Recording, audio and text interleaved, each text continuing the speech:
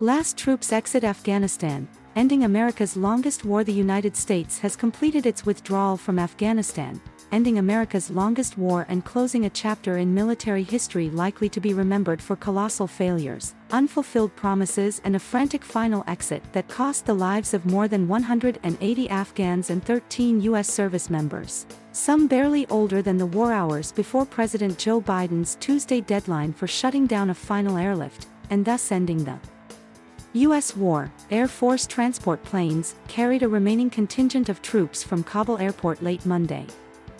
Thousands of troops had spent a harrowing 2 weeks protecting the airlift of tens of thousands of Afghans, Americans, and others seeking to escape a country once again ruled by Taliban militants. In announcing the completion of the evacuation and war effort, General Frank McKenzie, head of U.S. Central Command, said the last planes took off from Kabul airport at 3:29 p.m. Washington time, or 1 minute before midnight in Kabul. He said some American citizens, likely numbering in the very low hundreds, were left behind, and that he believes they will still be able to leave the country. Secretary of State Antony Blinken put the number of Americans left behind at under 200, likely closer to 100, and said the State Department would keep working to get them out. He praised the military-led evacuation as heroic and said the U.S. diplomatic presence would shift to Doha, Qatar. Jake Sullivan, Biden's national security advisor, said Tuesday that the mission to get Americans out of Afghanistan continues. It's just that it has shifted from a military mission to a diplomatic mission, Sullivan said on ABC's Good Morning America. He cited considerable leverage over the Taliban to get Americans out. Biden was set to address the nation on Afghanistan later Tuesday. Biden said in a written statement Monday that military commanders unanimously favored ending the airlift, not extending it. He said he asked Blinken to coordinate with international partners in holding the Taliban to their promise of safe passage for Americans and others who want to leave in the days ahead.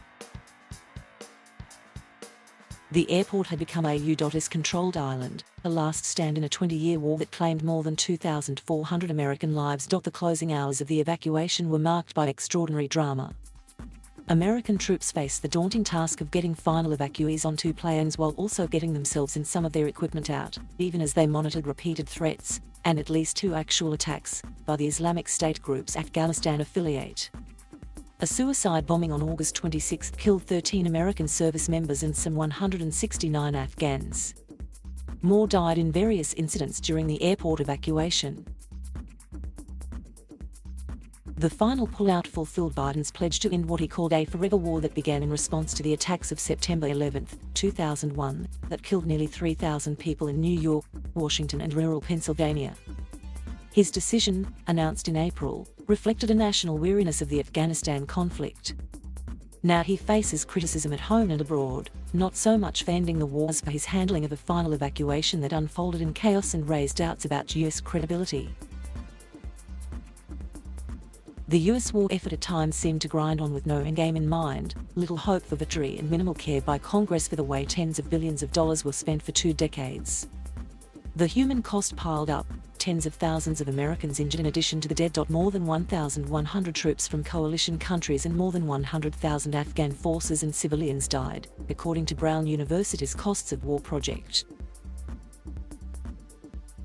In Biden's view, the war could have ended 10 years ago with the U.S. killing of Osama bin Laden, whose al-Qaeda extremist network planned and executed the 9/11 plot from an Afghanistan sanctuary.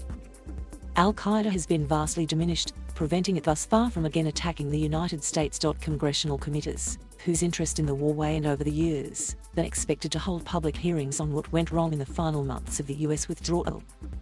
Why, for example, did the administration not begin earlier the evacuation of American citizens as well as Afghans who had helped the U.S. war effort? It was not supposed to end this way. The administration's plan, after declaring its intention to withdraw all combat troops, was to keep the U.S. Embassy in Kabul open, protected by a force of about 650 U.S. troops, including a contingent that would secure the airport along with partner countries. Washington planned to give the now-defunct Afghan government billions more to prop up its army. Biden now faces doubts about his plan to prevent al-Qaeda from regenerating in Afghanistan and of suppressing threats posed by other extremist groups such as the Islamic State group's Afghanistan affiliate. The Taliban are enemies of the Islamic State group but retain links to a diminished al-Qaeda. The speed with which the Taliban captured Kabul on August 15 caught the Biden administration by surprise. It forced the US to empty its embassy and frantically accelerate an evacuation effort that featured an extraordinary airlift executed mainly by the US Air Force, with American ground forces protecting the airfield. The airlift began in such chaos that a number of Afghans died on the airfield, including at least one who attempted to cling to the airframe of a C-17 transport plane as it sped down the runway. By the evacuation's conclusion, well over 100,000 people, mostly Afghans, had been flown to safety. The dangers of carrying out such a mission came into tragic focus last week when the suicide bomber struck outside an airport gate. Speaking shortly after that attack, Biden stuck to his view that ending the war was the right move. The war's start was an echo of a promise President George W. Bush made while standing atop of the rubble in New York City 3 days after hijacked airliner slammed into the Twin Towers of the World Trade Center.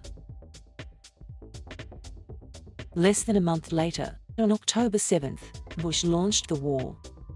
The Taliban's forces were overwhelmed and Kabul fell in a matter of weeks. A U.S. installed government led by Hamid Karzai took over and bin Laden and his al-Qaeda cohort escaped across the border into Pakistan. The initial plan was to extinguish bin Laden's al-Qaeda, which had used Afghanistan as a staging base for its attack on the United States. The grand ambition was to fight a global war on terrorism based on the belief that military force could somehow defeat Islamic extremism. Afghanistan was but the first round of that fight. Bush chose to make Iraq the next, invading in 2003 and getting mired in an even deadlier conflict that made Afghanistan a secondary priority until Barack Obama assumed the White House in 2009 and later that year decided to escalate in Afghanistan.